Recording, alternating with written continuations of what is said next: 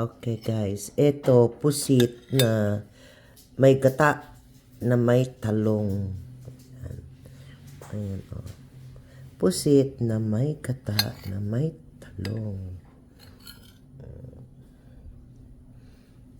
Kita nyo guys, ayan o, pusit.